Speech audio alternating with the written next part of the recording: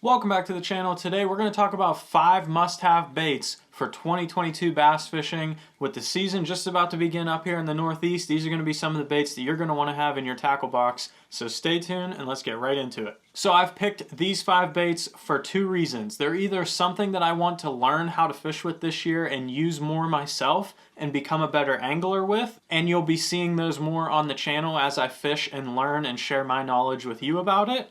Or they are baits that I've had a ton of success with over the years that I don't think a lot of people throw or sometimes overlook in certain scenarios, and they might help you catch more fish throughout the year as well, just like they do for me. And those baits you will also see on my channel a lot now because they have made their way as a staple and a regular on my rods. Whenever I open my rod locker, those are pretty much always tied on because they catch so many fish for me. So let's get right into it with this guy right here. This is number 1, and it is the Ikes Miniflip Jig. This is one, if you've been watching my channel for a while, I've been throwing this bait pretty much all year last year. I started the season with this in my very first tournament. It was the only thing we caught fish on, and I fished it all the way through the end of the season. It caught me fish all summer long, pretty much every season that we went through. The key to this is how small of a jig it is. It gets me so many bites compared to a regular flipping jig that could be much bigger, around that 3 to 4 inch range. This thing's only about 2 inches long, and then I put a Berkley Powerbait Meaty Chunk or a Zoom Ultra Vibe Speed Craw are my 2 trailer choices for this.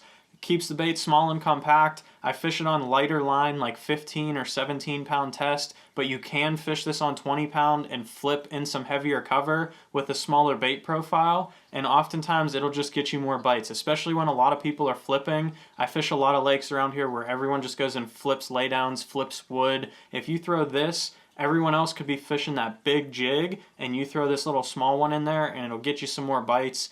And it's something a little bit different than a Texas rig. So for those reasons, allowing you to get more bites under pressured conditions, this is one that's become a staple in my tackle box, and if you want to give it a shot, I highly recommend it. You will catch a ton of fish on this bait under pressured conditions. And my second bait up on this list, if you've been watching my channel for a while, you've seen me throw this one all season long as well. I may not have mentioned what it is, but here it is. It is the Damiki DC300 crankbait. This is the red crankbait that you see me throw all the time for smallmouth bass, and there's a reason for that. This thing is half the size of a 5XD but dives the same depth, so it has a shorter body profile, and when fishing around smallmouth, this thing is excellent. I know that a lot of times I'm fishing Great Lakes smallmouth. Those fish can get 4 or 5 pounds. They have bigger mouths, but they still like that smaller bait profile. I don't know why, just the action, that smaller bait profile. Even if everyone else is throwing a crankbait around me, this seems to get more bites than other baits like a 5XD or a 6XD.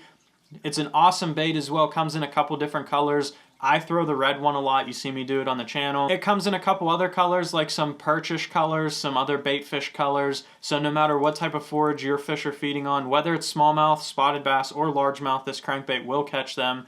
You could find a color that works for you. And if you want to look into any of these baits, I'll leave them all linked down below. If you want to check any of these out, you can go pick yourself up some of these baits that we're going to talk about in today's video. But this one, it has quickly become one of my favorite crankbaits under tough conditions as well. You'll notice these first 2 baits, I highly stress on downsizing your presentation. With as much fishing pressure as there is now, all the electronics, everyone knows where these fish are. If you can throw something different than everybody else, oftentimes it can get you some more bites. So I like to downsize my presentations just to try and land some more fish.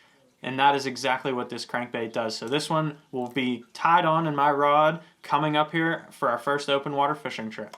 So now we're gonna get into the baits that I want to throw more this season and ones that I want to get a little bit better with and learn how to use because they can be so deadly. This first one, you'll notice it's not a bait at all yet. This is a Doit Mold's. It is a underspin mold. I just got this. We ordered some hooks and stuff to go ahead and pour baits with this, and if you'd want to see how to do that, leave a comment down below and I can make a video on how I make my underspins. But without ruining too much on the channel of what's about to come up here, I'm picking my boat up. Probably already have it by the time this video is coming out. The reason I want to learn how to use this one more is because of a piece of technology that may be on my boat coming up. So this is something I feel would play very well with that and learning how to use that type of technology, and just something I feel like I catch a lot of fish with. I throw the Kitech 3.3. That's another one you've probably seen me throw a ton on this channel, that finesse swim bait. I think if I put that 3.3 on an underspin in some slightly dirtier water, typically on Lake Erie in the springtime, it gets a little bit of a dirty tinge to it. I think that little blade might help me catch some more fish for the fish being able to find the bait. Or like I said, my bait standing out from the rest of the crowd. Everyone might be up there throwing those little swim baits and grubs, and if I throw something with a little flash to it, maybe it'll draw an extra fish or two in, help me catch a couple more fish throughout the day. So we're going to be pouring these up in the next week or so, and if you want to see a video on that, let me know down in the comments below. So this next bait up is going to be another bait that I want to learn how to use. I've had this one for a while, and I've literally never even caught a fish on it, so I've never bought more because I've never been interested in using it again because I don't catch any fish with it, but it's such a deadly bait for smallmouth bass, and I fish for a lot of smallmouth bass, specifically suspended ones. So I would like to learn how to use this one. Again, not trying to ruin too much of the boat tour coming up and what type of technology that is, but you can make your own assumptions. This is a Duo Realis spy bait. I'd like to learn a little bit more about how to fish these things and get more in tune with how to catch fish with this. I think more on Lake Erie and places like that when I can catch fish with a jerkbait and those suspended fish in the springtime.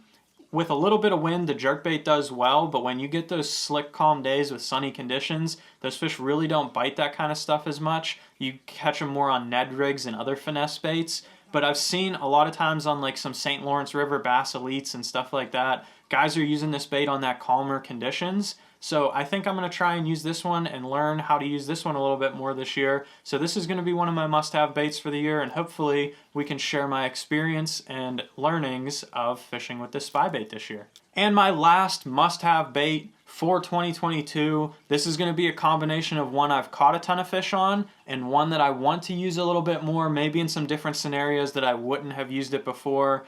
That is going to be the Megabass Dark Sleeper. I've been using this one to catch smallmouth for a while, and it works awesome. You'll start to see a couple videos this spring when I get up and fish for some smallmouth in some rivers and lakes around here using this bait and how effective it is. But I think it could play in some more scenarios, even for largemouth and stuff like that, solely because of their color selection and what this bait is meant to do. So if you've never seen the Dark Sleeper before, it is basically a little swim bait, but it's made in the shape of a jig, kind of. It has a jig head molded inside. The fin acts as a weed guard on the top, so you don't get snagged as much. And it just has a light kicking tail that it's almost meant to just drag it on the bottom rather than actually swim it down there like you would a regular swim bait. It's worked excellent for smallmouth because I hop it around down on the bottom and it can imitate any type of little bait fish that's down there feeding along the bottom. But with some of their color selection, they have bait colors that are like a bluegill or even perch color. I don't have all of them, but I'm going to grab some more, try and learn how to use these a little bit more for maybe largemouth or other places.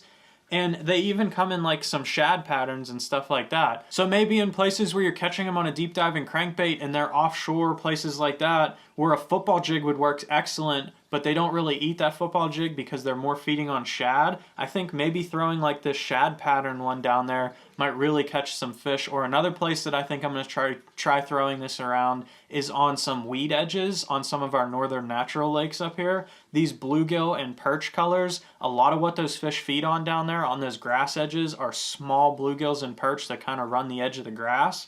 And I think if I hop this around down there on those grass edges as opposed to like a Texas rig or a drop shot, I think it could get me a lot of bites. So this is going to be one that I play around with more, but I've been throwing this one for a while and it does catch a ton of fish. Absolutely a must-have bait. I know the Berkeley one came out with, I think it's called the Agent E. It's a similar bait. I'm sure that one would work just as well. I don't own any. I've owned these Megabass Dark Sleepers for a while and I've been throwing them for about 2 years now. They work awesome.